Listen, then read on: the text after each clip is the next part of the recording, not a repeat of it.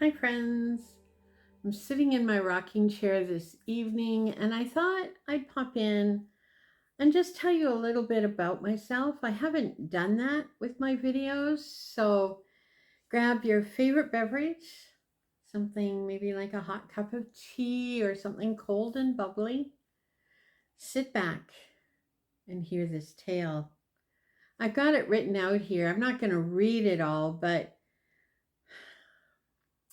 for those who don't know, I'm Doll or Barbara, and I'm a fiber artist from Doll Can Create, and I know you can too. So I am a fiber artist, I'm a baker, but I'm also a pastor and a musician. I was trained as a musician very, very young, starting piano when I was 7 years old, and I had my first job playing for worship in an Anglican church back early high school. So, and I played in churches off and on until I felt the call to ministry. So that's kind of that part of the background. But what I'm going to focus on right now with you is a little bit more of the background of what got me into fiber in itself. So, welcome to my little corner of the internet here on YouTube. And isn't it wonderful that we get to spend time together? I'm in my rocker, and you can see I tend to rock a lot. So, where does my passion for wool come? So, my love for fiber arts didn't just start in a craft store or on a YouTube video, although for many of you, I know it does, in some sort of a tutorial. It really all started in my uncle's sheep pen. As a child and even as a young teenager, I remember watching the sheep, and he'd go out to feed them and he'd call to them. And of course, the sheep knew his voice and they would come to be fed. It was a very simple yet somewhat sacred time and ritual. And I was so glad to be part of that.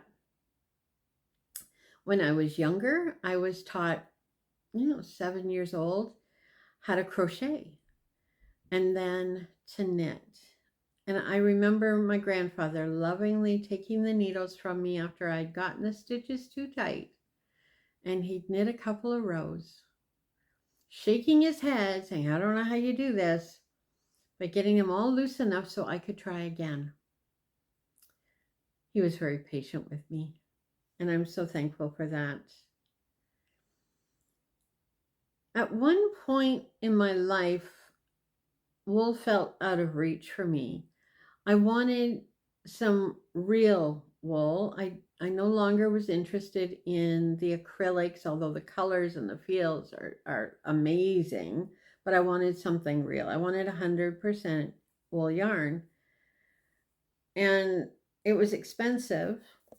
Spinning wheels were expensive at the time. And then I heard about a drop spindle. And I went on YouTube and I saw it. I went on eBay. Oh, sorry. And I bought my first spindle. A drop spindle. It came with a little bit of fiber. And there it was. Down the rabbit hole I went. It wasn't too long after that we were looking through the paper and we noticed that one of the local farms was having a shearing day. So we went. We jumped in both feet. How wonderful. So, for the price of the shear and the medication for one specific animal, I was able to take that fiber home. And I think I brought home maybe 3 or 4 fleeces. Now that I think about it, that's a lot of wool. Like a lot, a lot, a lot. We lived in what's known as a dry cabin, so there was no running water. So you have to think about this. What was I going to do to prepare this wool? Well, it was lots of buckets of water. We went to the community well, and lots of water came in and lots of water went back out. but I was able to get it clean. And I had fun learning and fun doing. Of course, it was a little greasy at first, but talk about a learning curve and how good that was. But there was a rhythm to it that I had. So the because we didn't have running water, of course we didn't have hot water. So the water went in dishes on the stove. Gotta think about that. I had a couple of old fashioned type roasting pans, white enamel, on the propane stove in the kitchen. And I'd heat it up until I could still touch it and a little bit further. And then in would the fleece go. And then in the next pot, the water, same temperature, I would take it out of one and put it into the next. And then I'd take the dirty and I'd open the window and dump it outside. Now, at the base of that window was a metal sheet on a slope that ran that gray water down the hill. So that was kind of the rhythm that I had going. Imagine my excitement when I spun enough for my first pair of socks. I was overjoyed. It was just so much fun to see that coming together. That was my favorite project at the time. And I've been knitting socks ever since. Now, I don't knit a lot with hand spun yarn for my socks because I'm hard on socks. I use commercially prepared sock yarns that I'm now dyeing. So if you're interested in seeing some of my hand dyed sock yarns, please do comment and let me know. Why does it matter? Well, it's just something that I'm really passionate about. I feel like when I'm working with fiber, I'm part of the process. So last fall, we went to a local farm and I met the shepherd, and she and I had a great conversation. I was able to buy 5.5 pounds of BFL and a merino cross, and I brought home. Now, she washes everything herself. So it's already washed, but it hasn't been prepared yet. So it needs to be carded and opened and all that. But yeah, it's all part of the process, right? And when you feel like you're part of something, for me, it's not about the finished product as much as it is the learning along the way. Which colors work, which colors don't work. I learned last fall that you don't make a dye in a cast iron pot because you end up with gray. So now as I'm collecting dandelions, I have a different pot, and I will still put them outside because I don't want the smell of the dandelion cooking in the house, but I'll put them on the barbecue and I'll heat up that tea and hopefully get some yellow or yellowy green.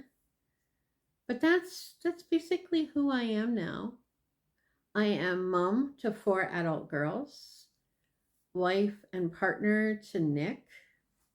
I have 3, 4, 5, 6, 3, 4, yeah, 6 grandchildren, and they are my joy. They are my joy. I am the oldest of 2. My brother lives about an hour and a half from us. I still do some music. I preach every Sunday. And I knit and or spin or both every day. Because I was taught when I first started, and I showed my work to an experienced spinner.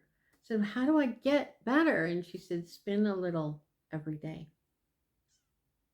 So that's what I do. And I do believe I have gotten better. It's not perfect. Hand spun yarn for me is not about the perfection. It's about the process and what it feels like in my hands. The lanolin, if there's anything left on it, the colors as they go through my hands. But you know what? I would love to hear your story. I'd like to hear about your knitting or crocheting or sewing or hand stitching if you do English paper piecing or quilting of any kind. I really do enjoy connecting with other makers and other crafters, and let's let's be friends. It's such a big world, but it's also a small world now that we have the internet and Zoom and live chats. We're able to connect with people from all over in different languages, and we can learn from one another, can't we? So, one of the things that you may have already known about me or will become aware is that I'm really concerned about fast fashion and what it's doing to our lives. So, by sewing and knitting, because knitting ain't fast, not for me anyway, and spinning. So, all the fiber prep, right? To get to the point where I can knit something or crochet something.